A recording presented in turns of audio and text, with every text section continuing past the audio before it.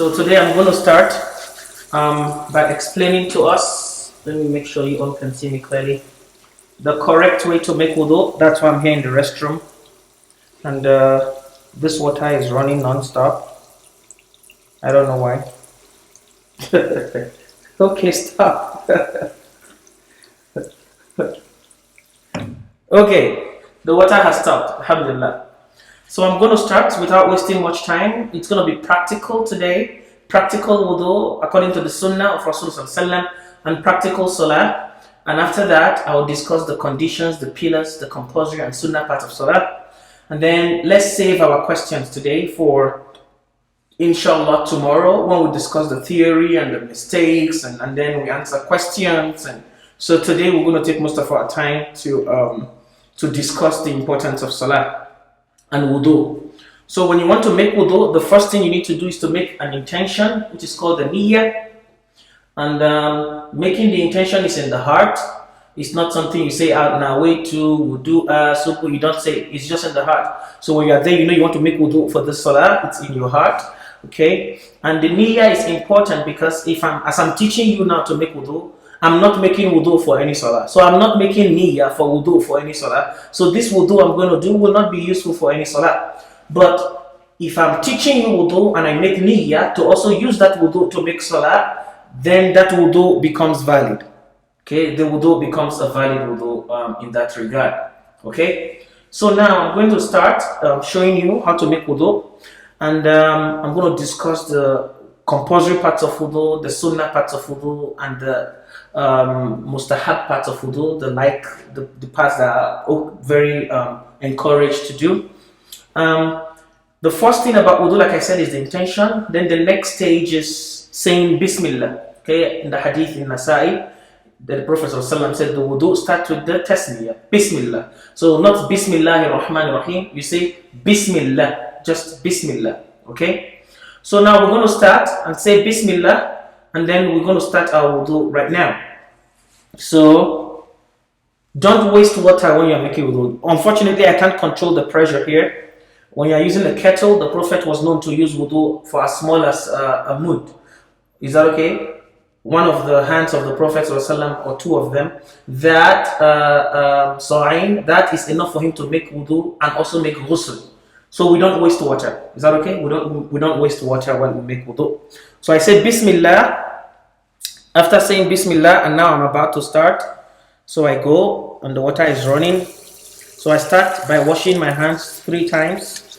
So when I'm washing my hands, I make sure I wash very well.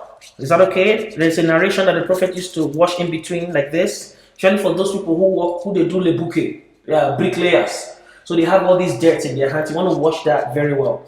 If you are washing with a bowl where you have to dip your hands in to take the water to do wudu, then you have to, before you dip your hand, you have to wash your hands separately first before you dip your hand inside that bowl to make wudu.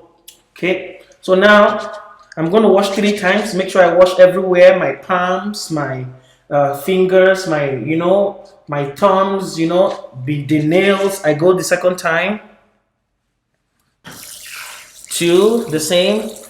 I go 3, okay, up to my wrist, 3 times, okay. Washing 3 times is the sunnah and it is the complete wudu. You can also wash once, okay. You can also wash once. It's also permissible. And some scholars say twice, or you can mix it up, it's fine. So we're going to talk about those as we go along. So I've washed my hands 3 times, okay? Now after washing the hands 3 times, the next thing you do now is to rinse your mouth and your nose. So the sunnah that is known in the hadith by Uthman bin Affan and some other hadith that are known that the Prophet rinses his mouth and nose at the same time. So if you do it separately, your mouth separately 3 times, your nose separately, it's okay, but that is not the sunnah. So the sunnah is, the Prophet will go like this. What this Oyibo water, I don't understand. They know black person. So now, you take the water, you put it in your mouth, at the same time, put it in your mouth first, then next your nose. You don't have to put your hand in your nose and your mouth and do like this. No, that's not part of the mabba. So I'll do it again.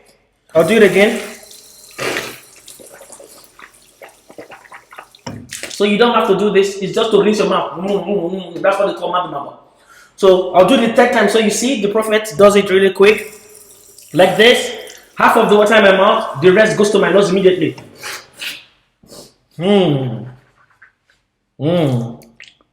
So that's 3 times. Now it's time to wash my face.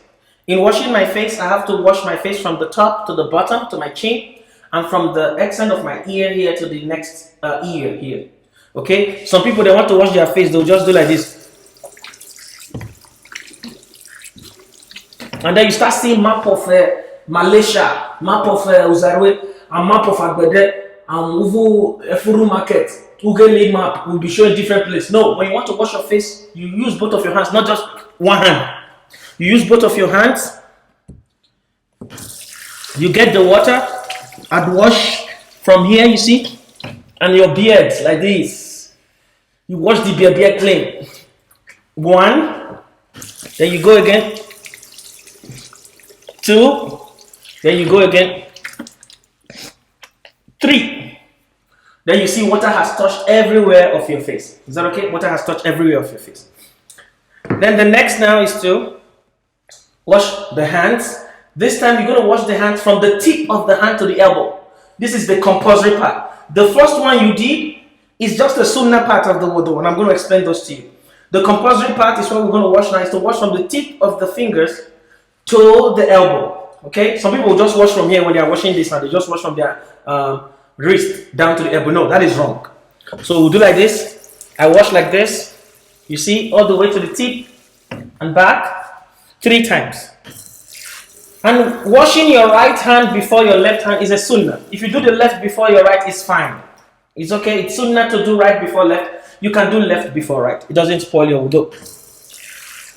I do the left hand now. 1, you see, up to my elbow, to the tip. 2 and 3. Nice. Now the next thing I'm going to do is to do the hair. So for the hair, you can just go once or come back once. That's fine. So that's the compulsory part for the hair. So going once and coming back is sunnah. Is that okay? So going back once is the compulsory part. Coming back is the sunnah. So you just do this. The Prophet will wet his hands like this with the wet hand. You go once from the top, once, rub the hair. Coming back, you try to spread your arms around so you touch everywhere. And then the same hand, the Prophet will raise the ears. He put this finger like this inside, rinse inside, and use this other finger to rinse the outside of his ear. The same finger, okay? Just once. Is that okay? If you like, use this same finger for back and front. It's still okay. It's still okay. So, but this is what the Prophet was known to do. Is that okay? And then I wash my hair and my ears at the same time. If you separate it, it's still okay. If you wash your hair first, rinse your hands again, and then wash your ears, you are still okay. And then the next thing the Prophet does now is to wash the feet. So this is where we have challenge in the US. So I'm in a public bathroom. I'm trying to make wudu. They don't have the wudu places. I have to raise my leg up and put it here to rinse my leg. Okay? Now that's going to be a challenge, because you can be doing that. Somebody will just walk in. What is this guy doing? You know? But these are some of the challenges we have in this place. So, but we don't have a choice. We have to do it. So, let me make sure the questions and answer session is open. Yes, I think it's open.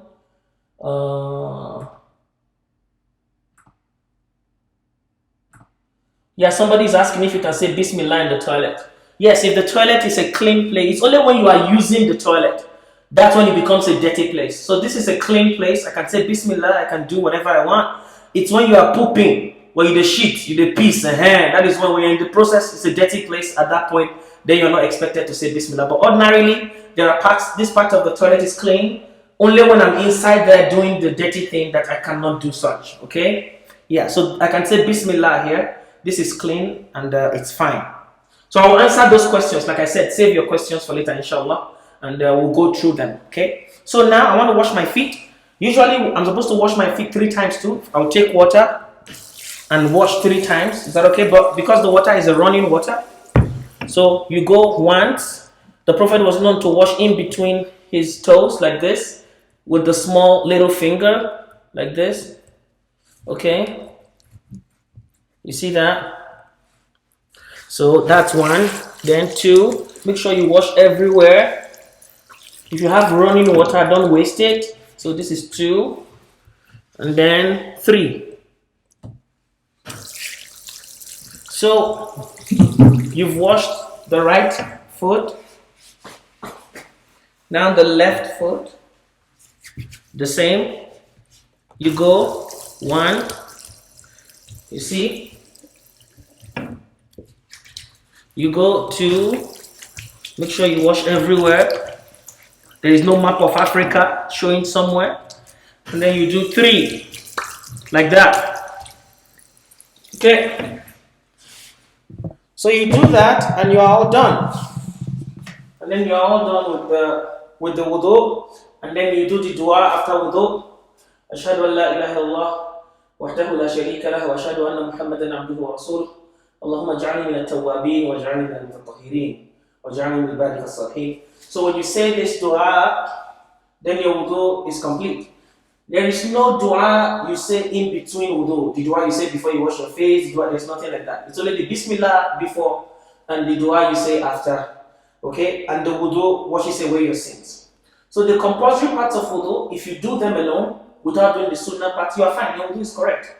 Just that you won't get as much reward as someone who does the compulsory and the sunnah parts of wudu. Some people will raise their neck after wudu. The Prophet doesn't used to do that. We don't have any narration like that. And if you have beards and you are afraid water has not touched all your beards, when you are done, you can still wet your hands and just, touch inside just to make sure there is no small mark of chili hiding inside there. Is that okay? And then, so when you do that, your wudu is now complete and you are fine. And the compulsory part I will mention is washing the face. In Surah Al-Ma'idah, Quran chapter 5 verse 6 is mentioned. إذا كنتم إلى الصلاة يا أيها الذين آمنوا إذا كنتم فاغسلوا وجوهكم, wash your face, وأيديكم, your hands from the tip to the elbow, وامسحوا برؤوسكم, and then rinse your hair, وأرجلكم إلى الكعبين, and the legs. So the foot, the feet, the face, the hands, and the hair as the compulsory part. Rinsing the mouth and nose, washing the first hand, your ears, those washing 3 times, right before left, those are all sunnah parts. Is that okay? Those are all sunnah parts. So I can just wash my face. It's time for salah, imam is praying. I just wash my face, my hands, my hair, and my leg. I'm done. The wudu is accepted. Is acceptable. Good. So now these parts of salah. So it's in parts of salah. Salah is made up of 4 parts, namely the conditions, the pillars, the compulsory or requirements, and the sunnah part. So what are these parts? So I'm going to start with the conditions. So the condition are those things that you have to do before your salah starts. Is that okay? Before your salah starts, what are the things you need to meet some conditions before your salah starts? And if any of this is missing in your salah, that salah is 0. That whole salah is 0 if any of this is missing in the first place. So what are the conditions? There are 9 of them. The 9 conditions are: you must be a Muslim. A non-Muslim cannot make salah. Even if he makes salah, it's not acceptable. He must be sane and conscious. Mad person, no they pray. Person with the fence, no they pray. He must be of age of maturity. So this means before your salah will count as something for you or against you, you have to be the age of maturity. So it doesn't mean the salah you prayed while you were young is not accepted. It's accepted, and it's a good training for you, and it's rewarding for you as a child. But Allah will not hold you responsible for it until that age of maturity. Then number 4, he must have wudu. And we've discussed wudu. So you just start to pray, you didn't have wudu. That prayer is 0. So you have to go make wudu. And some people ask questions. Oh, what if I am praying, I pray 3 rak'ah, then my wudu spoil. When I remake wudu, do I start all over or I have to pray the 1 rak'ah left? Start all over, because that whole prayer has spoiled. Prayer is a joint worship. It's not like azkar, subhanallah, subhanallah, subhanallah, subhanallah, and then you break. The rest are good, but the one you break is not good. So you don't do that. For salah, everything spoils. Okay, when your wudu spoils, you have to pray everything all over again. And then you must take ghusl if necessary, part of the purification. So you must have purified yourself. If you had wet dream, you forgot to make ghusl, you just make wudu, you cannot pray. You have to go make ghusl again and then come pray. That's the 4th condition. The fifth condition is you must have impurities off your body. No piece for your cloth, no sheet, they smell, you are clean. Make sure you are clean and the place of prayer is clean. That's number 5. Number 6, you must cover your nakedness. For the women, your hair, your feet, we're going to discuss that. So the scholars say cover your nakedness. If little of your hair is showing, or some boys, they wear some shirt that when they go for sujood, some of their back is showing. It doesn't spoil your prayer, but it's preferable to cover it. So when little of your nakedness show, not too apparent, it's fine. Your salah is still fine. But when too much is showing, is exposed, your salah is gone. Then your entire body must be facing the qibla. That's number 8. Number 7, it must be the right time for salah before you pray. Inna salata kanat al-mu'minina kitaban mawquta. Your prayer is supposed to be at the appropriate time. So you cannot pray during Fajr. You pray Dhuhr as you say, I go busy today, make I just pray all of them at once. You cannot do that. It's not permissible. You have to wait for the time of the salah to come before you pray. And if you discover you said the prayer when the time has not come, you have to repeat that prayer. That prayer is not correct. Then your entire body must face the qibla. It doesn't mean if you deviated a little bit at some angle, like 20 degrees, 30 degrees from your prayer is still fine. Is that okay? And if you're in somewhere you don't know the qibla, wherever you face, it's okay, it's fine. Especially if it's a non-compulsory prayer. The Prophet was known to pray on his camel, on his horse. So when you're traveling in a journey, scholars say if you're praying a non-compulsory prayer, your qibla doesn't matter. But if you're going to pray a compulsory prayer, even if because of emergency you just prayed in the car because it's time and time is going to pass before you get home, most scholars say repeat the prayer to face the right qibla. That prayer is just an emergency prayer. In case something happens to you on the journey, you can tell Allah you prayed even if you didn't know the qibla at that point. And alhamdulillah, for flights today, they can tell you where it's east, west, or north, and you can go northeast and pray, inshallah, and Allah will accept the prayer. Then the 9th condition is you must have the intention to pray in your heart. The intention must be there, not nawaitu, salatu, subuhi, dankanu, dankadi. No, just in your heart. Okay? And then those are the 9 conditions. If they are not there, your salah is 0. Now the next are the 14 pillars. So these pillars are things that must be performed during the salah. If any one of them is left, whether unintentionally or intentionally, your prayer is still 0. Is that okay? You have to go back and redo that part. Is that okay? They are not parts that you can escape.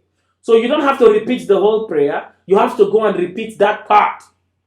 And forever that part starts, you continue. So the first one is standing, if one has the ability to do so. I have not forgotten the question about sitting. I'm going to come to that and talk about sitting, inshallah.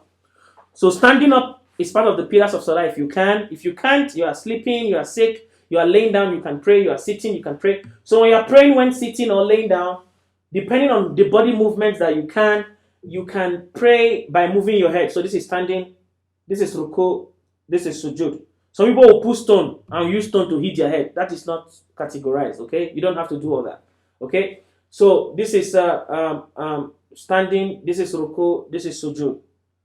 This is sitting between two sujood, next sujood. So you can do that. Or you use your finger. If you can't, you have a stroke, you can move only your finger.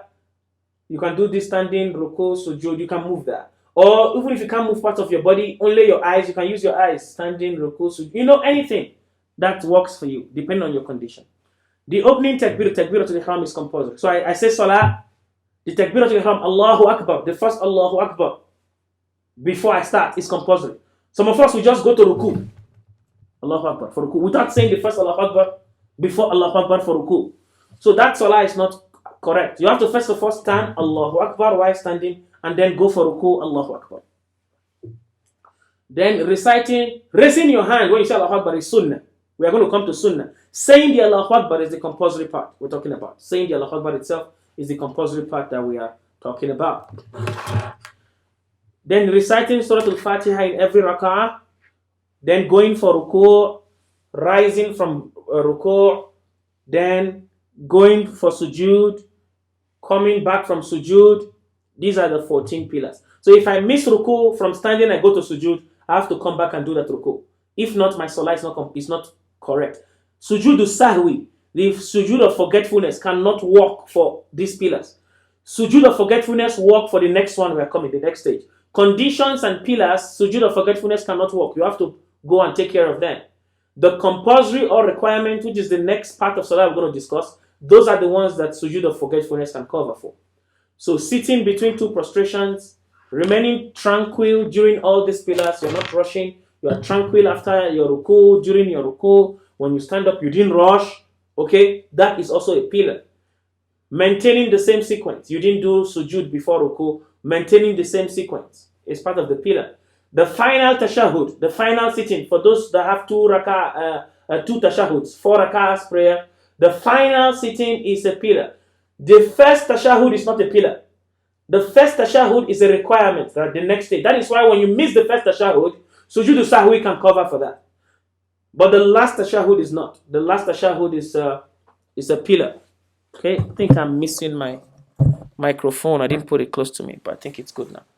And then sitting during the tashahud and sending salah on the Prophet during tashahud is a pillar. Allahumma salli ala Muhammad wa ala Muhammad. There is a difference of opinion in some of these, like the Allahumma salli ala Muhammad. So it means if you don't say it, your salah is invalid. When you don't say it in your last tashahud, according to some schools of thought. According to some schools of thought, your salah is okay. It's part of the requirement. If you miss it, you can do sujood sahwi. So we're going to explain the parts that have differences of opinion tomorrow, inshallah. But this is the general message. And then the final taslim, assalamu alaikum wa rahmatullah, assalamu alaikum wa rahmatullah. Those are pillars. If you miss it, you didn't say assalamu alaikum wa rahmatullah, the two. You say only one. Some people say only one is fine. No. The Prophet was known to say 2 salams. Assalamu alaikum wa rahmatullah, assalamu alaikum wa rahmatullah. And then now we go to the requirement. So what are requirements? This is part number 3. So requirement is that which must be performed in prayer. If left out intentionally, the prayer is invalid. But if left out forgetfully, then you do sujood sahwi to make up for it. You don't have to repeat it. So what are those that are the requirements? The first one are all takbirs except the opening takbir. The opening takbir, takbiratul ihram, is part of the pillars. But all of that takbirs, Allahu Akbar, for sujood, for ruku, they are required. If I miss to say Allahu Akbar, I just went for ruku, I can do sujood sahwi for that.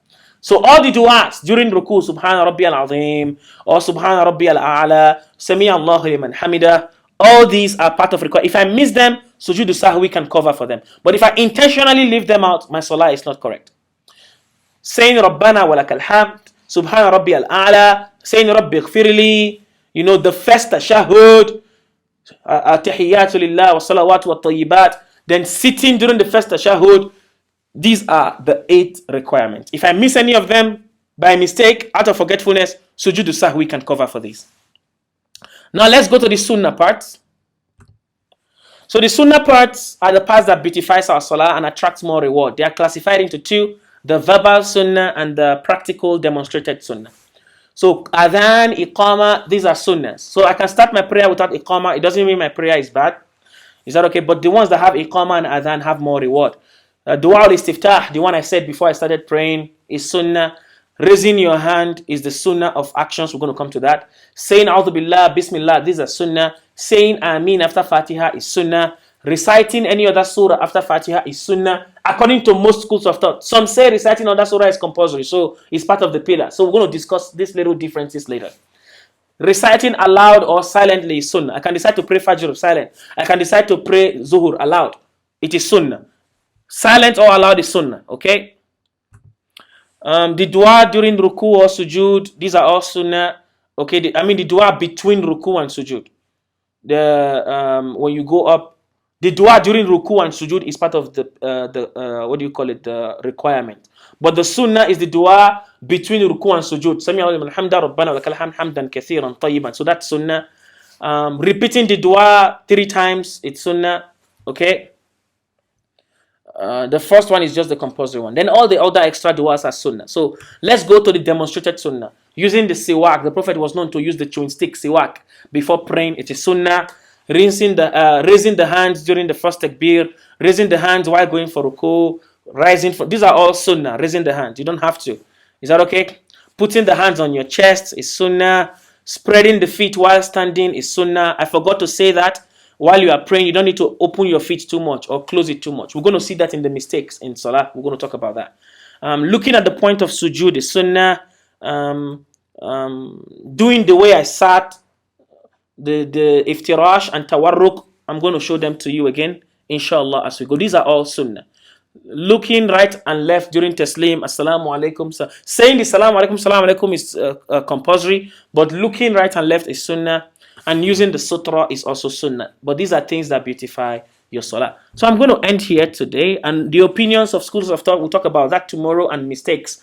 Now, I have 10 minutes. Let me try and utilize this 10 minutes to see how much questions I can answer. Okay? I hope I wasn't rushing too much. That's why I was showing you what I was saying, so you guys can see what I'm saying and that I'm not rushing. Inshallah. Inshallah. Inshallah. Okay, so let me stop sharing and then we should be... Okay, now we're good. Now it's time to see all the 10 million questions. Let me start from the chat. Oh, somebody says screen gone blank. Oh, yeah, that was when I was moving, I think. I think everything is better now. Yes, thanks, alhamdulillah. Okay, good. Now that's for the chat section. Now let me go to the Q&A. Oh, my gosh. What if you don't make the dua after the wudu? Is your wudu invalid? No, those are all sunnah. I've told you the compulsory part of wudu. The compulsory part of wudu, you don't even have to say bismillah. That's sunnah. Washing your face, your hand to the tip, your hair and your feet. Go and pray. Your wudu is correct. All these du'as, your nose, your mouth, these are all sunnah. Okay? Is waterproof makeup like eyeliners allowed? No, they are not allowed. Except you are doing them without wudu. If you want to make wudu and you have all this waterproof makeup, your wudu is not correct. Or you painted your nails. Water cannot touch your nails. Painting your nails is not haram. If you are showing it to your husband, you want to show it to whoever you like, that's your business. The point is, when you need to make wudu, you need to make sure water touches the important part of your faces and your hands and everywhere. Also, the new so-called breathable nail polish. I don't believe sisters should use such. Just to be on the safe side, and so your wudu is accepted. I don't even know what that is. Breathable nail polish. The polish they breathe. Now human being. The polish get life. Well, I don't know what you're talking about, but it's okay. She's advising sisters, khair, inshallah, and wait to be told there. Brother, tell our sisters, so I beg, about wigs, false lashes, fake nails. Kindly preach this well. Okay, I will preach this. Okay, we have special topics coming up in the last 10 days of Ramadan, and I'll preach this specifically for those who take a special time. Now let me answer the question specifically on Salah. Show us outside. Somebody say show us outside. You want to see? Use people still think this worry stars is deceiving you. That this worry stars is not in it. See outside. You know they see snow. You know see snow for mountain. You know they see snow for mountain.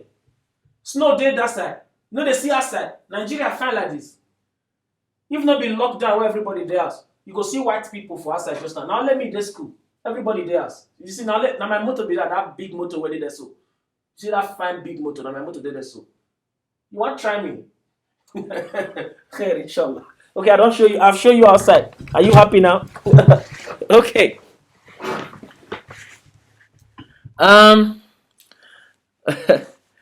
My mobile app Muslim Pro gives me and my husband different times for suhoor and iftar.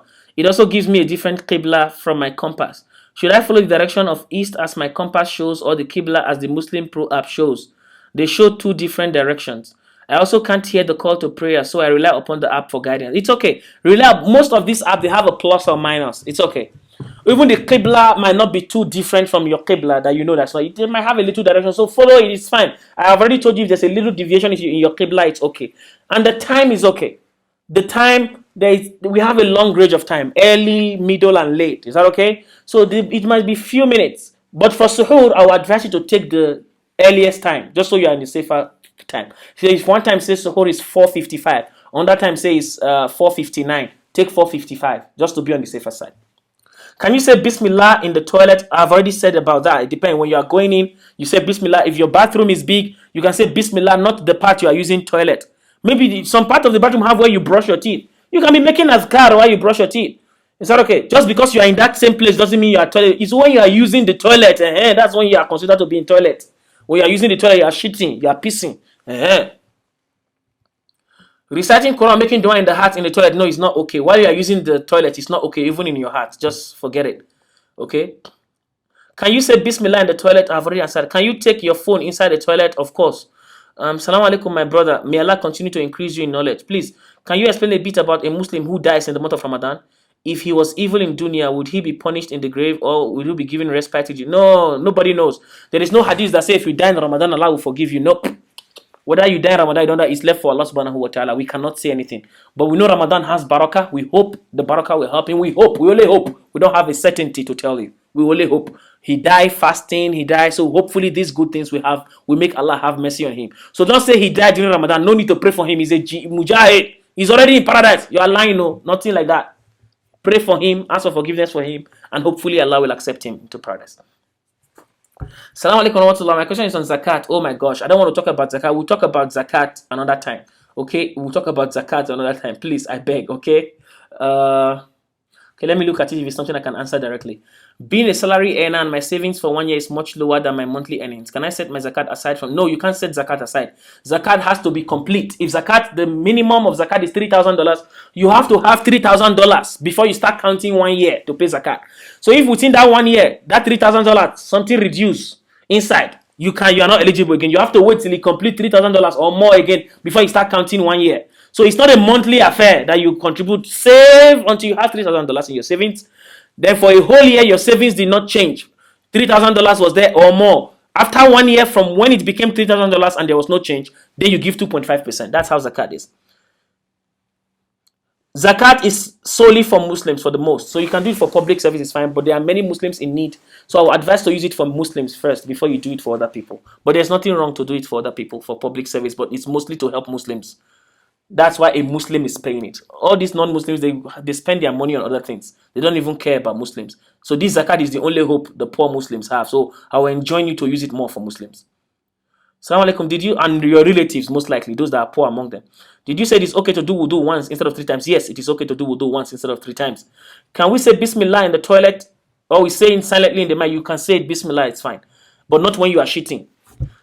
It is instinctual. Hey, they don't come area people. See English. Instinctual. You forgot you're talking to Warima. By the time I misunderstand your question, I start answering you as if you're asking me about beans. I didn't know you're asking me about rice. Your eye will clear. So stop speaking all this big grammar. Because I'm in America does not mean you'll be speaking. I'm still a Warri boy. I grew up in Warri most of my life. I schooled there. I'm from Edo basically, but Warri is still in my blood. So you should take it easy. All this instinctual. I don't know what it is. So I need to understand instinctual. Before I answer it, looks like Chinese. It sounds like Chinese. If I don't understand instinctual, there's no how I can answer this question. But let me try. I think you're talking about instinct. Is it instinctual, as in to follow your instinct? You know, we're using our worry method to comprehend. To say subhanallah when one falls down or bangs into things or banging into things, is it bad to say it in the toilet? No, it's okay. When you are taken by surprise, you say subhanallah, that's fine. There's nothing wrong in it, whether you're in the toilet or not. So long as it came out of shock or something happened, you're fine. But when you are pooping, try as much as possible not to say any of those. Is it okay in Islam to invest in cryptocurrency? So all these hard questions, I know they like to answer them. You need to understand what cryptocurrency is about. I don't do it, so I don't know what it's about. So know what it's about. If it's halal, does it violate anything? If not, then it's fine. So like I said, I will save one special topic for zakat and cryptocurrency and omega currency and worry currency. We're going to look into those. Please, how high or big should the sutra be? I've told you at least a foot long. At least a foot long. At least a foot, high that you stand it. Okay? Assalamu alaikum, please. Is killing a ram important while naming a newborn baby? It's important. It's sunnah, but it's not compulsory. Is that okay? Even the naming is sunnah. It's not compulsory. You don't have money, you don't have to do naming. Just name your pikin, it's fine. But it is sunnah mu'akkada. If you have the money, do it. While praying as a woman, should my elbows be pointing outwards? What do you mean elbows pointing outwards? I don't understand. There is no difference between the prayer of a man and a woman. The way I've prayed is the way a woman should pray. There is no difference in that at all. My problem is that I think too much when I'm praying. How do I stop it? I've told you we have slides on khushu'. I don't know if I can attach slides here. So what I'll do is I'll probably create a link to the khushu' and post it here at the end of the class so you guys can download it, inshallah. There's a school of thought that says we should sit momentarily just before we stand from sujud. That is sunnah. Yes, it's sunnah to do that. It's called sujud jilsatul istiraha, but it's not something you do every time. Every time you sit, some people do it every time. The Prophet was not known to do it every time. Sometimes the Prophet did it, it's fine. You can do it sometimes, but don't do it every time as if it is part of the salah now. As if it's a compulsory part. Some people tell you if you don't do it, your salah is not correct. No. So that's why I'm clarifying. What if you didn't know that you were meant to say Rabbi Ghafirli in between the two sujud? It's okay, now you know. So now say it. It's okay. And hopefully Allah will forgive you for the one you did not know. How open should our arms be while in sujud? Not too open. Is that okay? Well, that's a good question. I forgot to say that you should be moderate. You don't spread out wide during sujud. Is that okay? And not too open. Is that okay? So you should be moderate, not too wide, not too close. You should be moderate in your sujood, and don't go down. Make sure you are just, don't shrink too much and don't spread too wide. Just be moderate. Uh, what about tashahud? Yeah, what about it? I've talked about tashahud. I don't understand the question. Is the dua in sujood the same with the sujood while reading the Quran? Yes, most scholars say yes. There's no other dua that is known. So it's the same dua while reading the Quran. The dua is Subhana Rabbiyal A'la. I pray behind an imam. Certain he says the ruku and sujud prayers many times because he says too long on each position. What's the maximum number? There's no maximum number of times. Say it as much as you can. Mine is a request for prayers for my sick dad. May Allah heal him. May Allah grant him shifa. Subhana Rabbiyal Azim. Rabbal Arshil Azim. Nas'aluka an tashfiyah. نسأل الله العظيم رب العرش العظيم أن يشفيه نسأل الله العظيم رب العرش العظيم أن يشفيه نسأل الله العظيم رب العرش العظيم أن يشفيه نسأل الله العظيم رب العرش العظيم أن يشفيه نسأل الله العظيم رب العرش العظيم. And do sadaqah a lot, pray for his behalf, and just use Zamzam, recite Fatiha in the cup, in the Zamzam, give for him to drink. These little things help to heal. And don't forget to check with the doctors too, okay? Assalamu alaikum, please. Was there any time in the life of the Prophet that Eid prayer was not performed? What does one do if Eid prayers are cancelled? Eid prayer is not compulsory. You don't have to go. Eid prayers is not like if you miss it, you have to pay it back. No, that's what I mean by it's not compulsory. But it's highly encouraged we go. Even the women, the Prophet said they should go out, and even if they are in their menses, they should just go and witness the prayer. But if you miss it, it's fine. Okay, if Eid prayer is cancelled, like in this coronavirus, it's okay. You don't have to pray in your house. Is that okay? Eid prayer is a sunnah. You don't have to say, okay, it's Eid, let's pray in our home. No. Okay. I read when going on sujood is forbidden to go on the kneel. No, that's what I'm saying. There are two different opinions, and they will argue any of them is correct. Okay. Salam, is it a must for women to wear socks during prayers? I've told you, even the socks is not allowed. Cover your feet. Wear something that covers your feet, not socks, because according to Ibn Uthaymin, the socks is still showing the shape of your leg, okay, or your feet. So we're going to talk about that. We are going to do common mistakes in Salaah tomorrow, and I'll try to illustrate some of these points you guys are bringing up, inshallah. So we still have tomorrow. So don't think this class will end today. Questions will still come tomorrow, so you can save some of your questions for tomorrow also, inshallah. Please, if following my husband in prayer, do this apply to me, or I will have to say them? Yes, you have to say them. They apply to you. All these dua, you have to say them on your own. But if you make a mistake, you forgot to set up big freely, or while you are following an imam, follow the imam. You don't have to do sujood sahwi. That is where the imam's prayer will cover your prayer. That's why you need to choose a good imam. Because when your imam is praying bad, all your prayers are almost bad. So you have to be careful who your imam is. How many types of tashahud do we have? The first, if you are praying dhuhr, we have two kinds of tashahud. If you are praying fajr, you have only one tashahud. If you are praying dhuhr, after the first two rakah, you have your first tashahud. That is the one that is in the requirement. It's not in the pillars. The last tashahud after your four rakahs, that is the one that's the pillar. Is that okay? So those are the two different types of tashahud. The du'as in both of them are the same, except that you add Allahumma salli ala Muhammad in the last one. Yeah, some people say Atahiyatu lillah, Azakiyatu lillah, Ataniyatu lillah, Atomitatu lillah. I don't know where they get all those dua from. That's not tashahud. Atahiyatu lillah, wassalawatu wattayyibat. Assalamu alayka ayyuhan nabi wa rahmatullahi wa barakatuh. Assalamu alayna wa ala ibadillahi salihin. That is what we know to be the real tashahud. Is that okay?